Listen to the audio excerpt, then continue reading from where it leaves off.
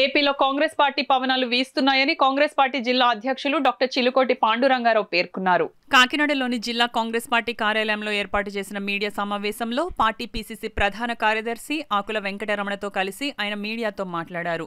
రాష్ట్రంలో ప్రదేశ్ కాంగ్రెస్ పార్టీ అధ్యక్షురాలుగా వైఎస్ షర్మిల బాధ్యతలు చేపట్టినప్పటి నుండి వైసీపీ మంత్రులు, ఎమ్మెల్యేలు షర్మిలపై వారి స్థాయిని మరిచి ఇష్టానుసారంగా మాట్లాడటాన్ని తీవ్రంగా ఖండిస్తున్నామని అన్నారు.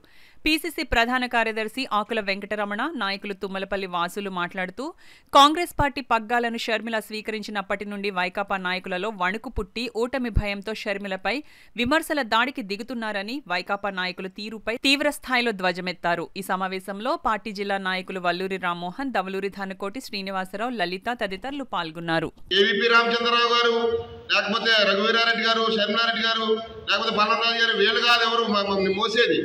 మా రోజు ఈ పెద్దలందరూ నిర్ణయించిన విభజన చట్టంలో హామీలు బతికిస్తున్నాయి. ఈరోజు కాంగ్రెస్ పార్టీని విభజన చట్టంలో హామీలు ఈరోజు ఆంధ్రప్రదేశ్ భవిష్యత్తుకి పునాది. నిర్వీర్యమైపోయిన ఈ ఆంధ్రప్రదేశ్కి పునాది వేసేదే విభజన చట్టంలో హామీలు. అవి నెరవేర్చడానికి ఆ మహాతల్లి కంకణ కట్టుకుంది. ఆవిడ చరిష్మా కూడా ఈ యొక్క జనాల సేకరణకి అన్నిటి కూడా మంచిగా పనికొస్తా ఉంది. ఆంధ్రప్రదేశ్ని ఉద్ధరించడం కోసమే కుటుంబాన్ని కూడా చీల్చుకుని వచ్చింది మహాతల్లి. ఆవిడని ఎవరో ఏమన్నా అన్నాక మీరు వాళ్ళ అన్న దగ్గర పనిచేస్తున్నారు. కంపెనీ చంద్రబాబు నాయుడుతో కంపెనీ, జగన్మోహన్ రెడ్డితో కంపెనీ.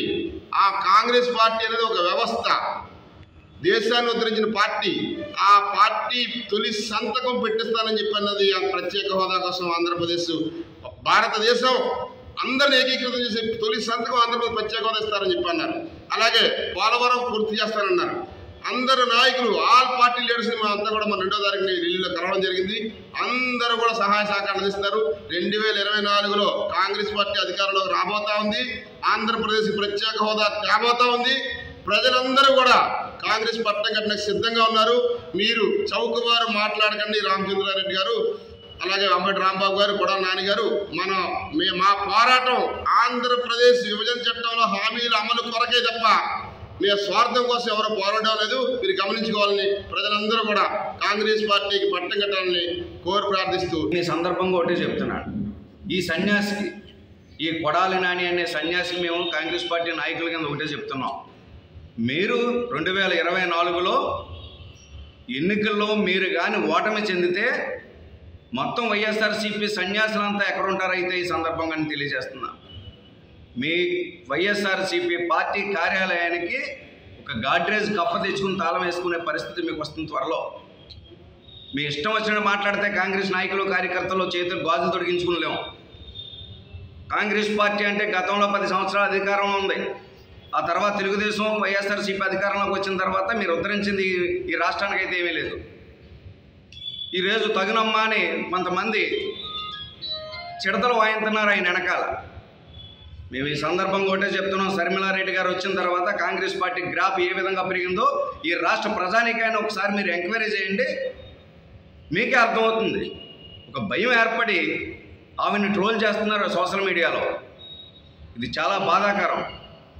ఎందుకంటే మేము ఒకటే చెప్తున్నాం, మీకు ఈవేళ 100% అధికారం కోల్పోతున్నారు.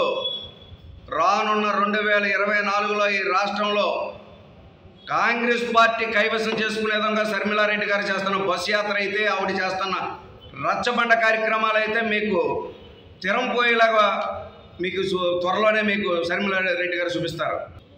స్వర్గీయ డాక్టర్ రాజశేఖర్ రెడ్డి గారి ముద్దుబిడ్డ అయినటువంటి శ్రీమతి వైఎస్ షర్మిల గారు రంగప్రవేశం చేసి అగ్నికి ఆజ్యం పోసినట్టుగా దాన్ని ఎక్కువ చేసింది.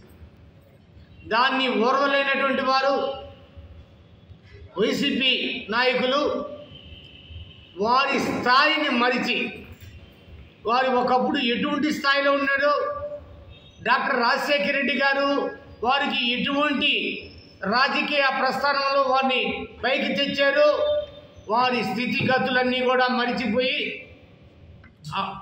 గౌరవనీయులైనటువంటి అంబటి రాంబాబు గారు కానీ, అదేవిధంగా ఒక మంత్రివర్యులు గౌరవనీయులైనటువంటి పెద్దిరెడ్డి రామచంద్రారెడ్డి గారు కానీ వారి స్థాయికి తగ్గి, ఒక్కొక్క స్థాయి ఉంటుంది, ఆ స్థాయిని కూడా తగ్గి ఒక చెడ్డ భావనతో మాట్లాడటం కాంగ్రెస్ వాదులుగా మేము ఖండిస్తున్నాం. వారు ఇటువంటి ప్రసంగాలు దయచేసి ఆపమని, ఆ విధంగా అటువంటి పదజాలాలు మళ్ళీ వారు కానీ వాడితే అంతకంటే ఎక్కువ పదజాలాలు వాడేదానికి సిద్ధంగా కాంగ్రెస్ శ్రేణులంతా కూడా ఉండాలనే సంగతి మరిచిపోకూడదు సభాముఖంగా తెలియజేసుకుంటూ సెలవు తీసుకుంటాం.